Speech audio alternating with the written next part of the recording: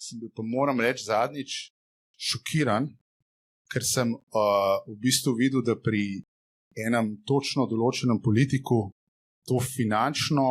ta finančna nepismenost sploh ni obstajala. Pri enem politiku, s katerega sem mislil, da nima pojma o tem, kako narediti učinkovit davčni sistem, kako stimulirati varčevanje za starost in tako naprej, bolj iz tam leve sfere.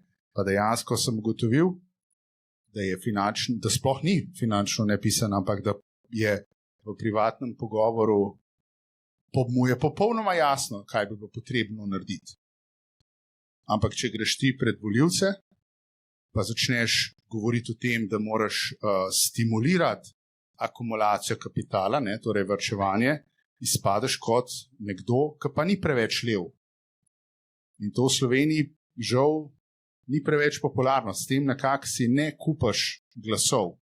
Če pa pridigaš to, da je treba vse tiste, ki so bogati, čeprav po slovenski povprečen varčevalci, mislim, da ima manj kot 10 jurjev naložen v neke finančne naložbe, in ga nekako ne moramo smatrati kot nekega zlobnega bogatuna, ne vem kaj, ki ga je treba obdavčati, pa še na tepsta.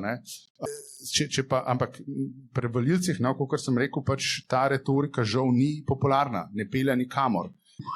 Ko si pred volivci, moraš pač govoriti, da bomo vse obdavčali in da bomo jim vse pobrali, pa za tiste recimo esete, ki so jih lahko kupili z že zelo obdavčenimi plačami, bomo še dodatno obdavčali, recimo nepremičnine konkretno.